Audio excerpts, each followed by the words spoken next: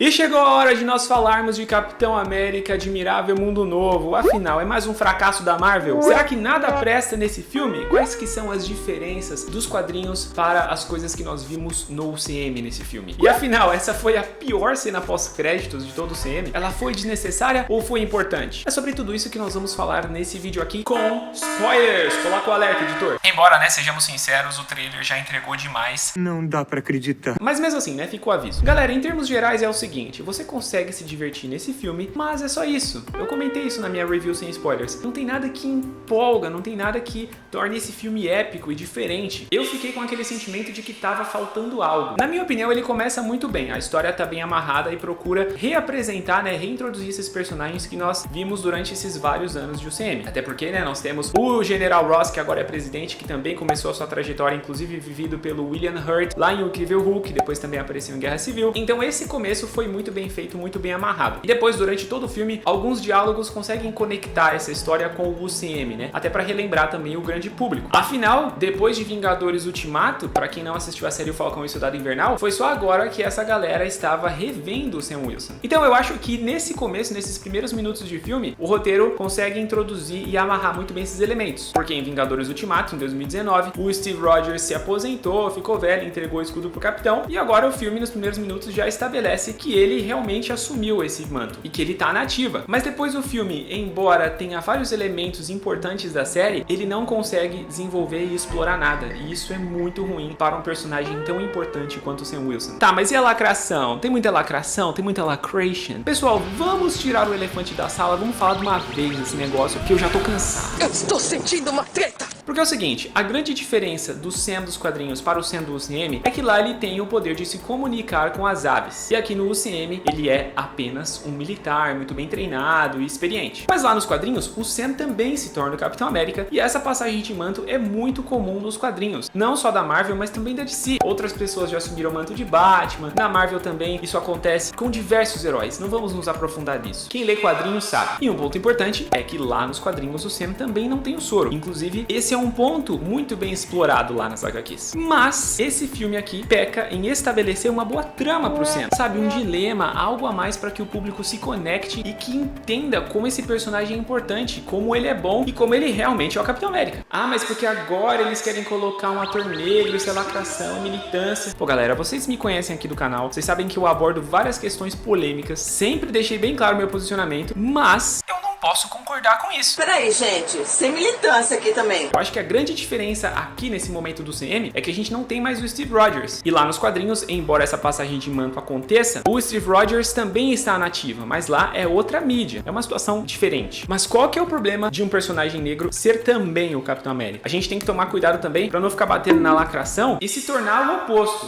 virar um monstro reverso. Não.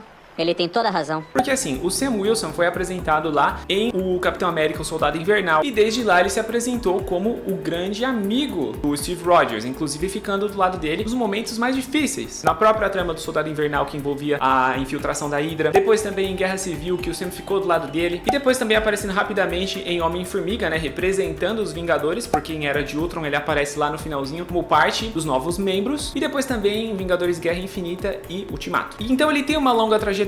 E depois a série desenvolve mais o background do Sam, mas ainda ficou faltando, A série foi a jornada para ele se tornar o Capitão América. E o que ele vai fazer com tudo isso? Galera, o filme não consegue mostrar nada disso. Lixo. Ah, mas nada a ver, porque o Sam Wilson não tem o soro, é o Capitão sem soro, o Capitão sem soro não enfrenta o Hulk. Pô, galera, que papinho infantil, hein? Porque na boa, é o soro que define o Capitão? Não, nunca foi, nem nos quadrinhos, nem no CM. Inclusive, ele só toma o soro por ser uma pessoa decente, por ter um bom caráter. Essa é a premissa básica do Capitão América. E por ter um bom caráter, então, o cientista escolhe ele para receber essa responsabilidade de ser um super soldado. Ponto. Isso aqui é básico. Ah, mas é só por causa do soro que o Capitão América consegue fazer o que faz. Beleza, em termos de batalha, de combate, eu concordo. Mas em termos de decisões, de escolhas, de posturas, isso é por causa da integridade do Capitão. E a gente não pode esquecer, pessoal, que nada disso é real, é ficção. E aqui também é um erro do UCM, porque às vezes eles querem justificar tudo com tecnologia, só que às vezes eles não justificam. Então então acaba ficando uma coisa meio furada. Mas se você quer coisas que façam sentido, nunca vi ninguém reclamando, por exemplo, lá em Soldado Invernal, quando o Sam estava voando super alto, lutando contra jatos, contra mísseis, sem usar um capacete, por exemplo. E aí, fazia sentido lá? Não. Mas isso assim, a gente ignora porque é ficção. Inclusive nos quadrinhos ele nem precisa do capacete pra voar em velocidades supersônicas. Mas aí, como eu falei, um erro do CM. Mas se você pega também o próprio escudo do Capitão América, não respeita as leis da física. É uma mistura de frisbee com bumerangue. Não tem lógica, mas a gente curte porque é da hora. Essa que é a graça dos quadrinhos, dos filmes, da ficção. É mesmo. Inclusive o Homem-Aranha pontuou isso muito bem lá em Guerra Civil, né? Esse negócio não obedece às leis da física. Ah, mas e o soro? O sal do soro, o soro, o Capitão sem soro, rinossoro.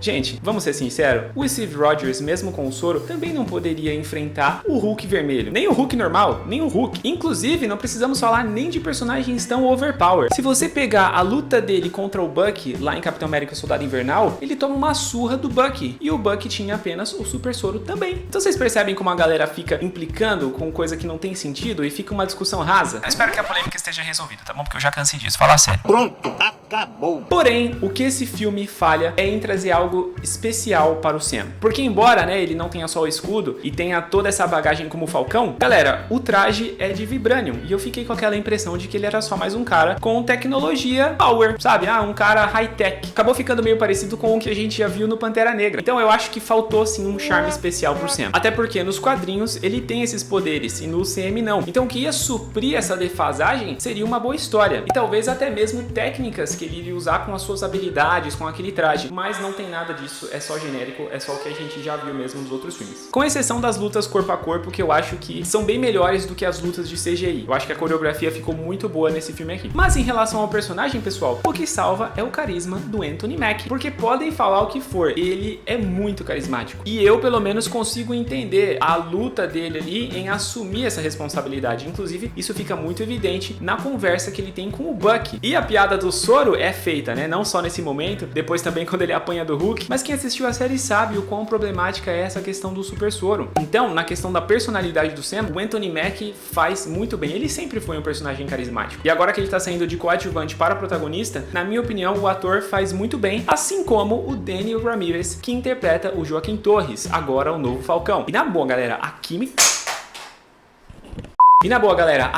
e a dinâmica desses dois é muito boa, de verdade. Aquele diálogo da cena final que os dois têm, e o Sam desabafando, e o Joaquim Torres falando pra ele como que ele admirava o Falcão, como ele queria ser ele. Pô, galera, aquele negócio arrepiou até agora de falar. Pô, é um roteiro bem escrito, velho. É mesmo, é? Por isso que eu falo, os caras tiveram a capacidade de escrever uma cena tão boa dessa, e o resto do filme eles não conseguem desenvolver uma trama boa pro Sam Wilson. Pô, me ajuda a te ajudar, né? Porque, galera, um dos grandes problemas desse filme é o diálogo expositivo. Toda hora eles estão falando de coisas que aconteceram, de coisas que estão acontecendo, de coisas que podem acontecer. É muito chato. Inclusive o filme se chama Admirável Mundo Novo, só que a trama, com algumas exceções, se passa 80, 90% em espaços pequenos, em cubículos, em salas de negociação, em bunkers. Tirando aquela cena lá do Oceano Índico, né, que eles vão lá na missão do Celestial e tudo mais, o filme não cumpre o que promete, porque a gente não consegue ver essa perspectiva de uma coisa nova que está acontecendo. Inclusive, o título original era Nova Ordem Mundial. Então isso aqui pra mim não fez sentido nenhum. Não entendi nada. Aí é muito interessante a gente perceber que os eventos de invasão secreta, né, falando em questão de política e tudo mais, foram totalmente ignorados. Ainda bem, porque aquela série nunca deveria ter sido feita. Mas uma coisa que eu não consigo entender é por que escolher estes personagens. Por que escolher o líder, o Ross, sendo que, por exemplo, a Sociedade da Serpente poderia facilmente ser o grupo de vilões principal. E eles aparecem ali só pra tapar buraco, só pra remendar ali os pontos do roteiro, da trama. Na boa, galera, não queriam fazer um filme sobre espionagem, sobre esse admirável mundo novo? Dava pra ter explorado muito melhor. Se era pra ter o líder e o Hulk, tinha que ter acontecido de uma maneira mais orgânica e de uma maneira mais bem desenvolvida. Mas, infelizmente, o filme não faz isso, galera. A trama basicamente é: o líder quer se vingar do Ross, porque ele utilizou ele para benefício próprio e o torturou por anos, com radiação gama e tudo mais. E agora, ele está controlando pessoas, matando inocentes, para chegar até o Ross, quem ele tinha secretamente transformado em Hulk vermelho. E aí ele se transforma no Hulk, o Sam enfrenta o Hulk e acabou. Que palhaçada é essa aqui? Pô, fala sério, galera. Não é zoado isso? É zoado. E tudo fica pior porque nós não temos nenhum flashback. Tudo que se descobre, tudo que é revelado é por meio de diálogos expositivos. Eles estão contando o que tá acontecendo. Tem um flashback só do General Ross lá, ainda com o bigode, né? Perdendo a linha durante uma entrevista, mas pô, se o líder é o vilão principal, ele que tava orquestrando tudo aquilo por trás, por que a gente não teve um flashback mostrando o Ross ali? Nem que fosse aqueles flashbacks meio estilo Wolverine, sabe? Meio uma coisa nebulosa, escura. Pô, nada disso tem. Horrível. Sem contar também a simplificada que eles deram na origem do Hulk vermelho. Lá nos quadrinhos tem muita mais bagagem, embora também envolva, né, o próprio líder e também o MODOK, mas lá é muito mais complexo. E aqui eles colocaram apenas a questão ali das pílulas e fechou. É isso aí, tá bom? Aceite.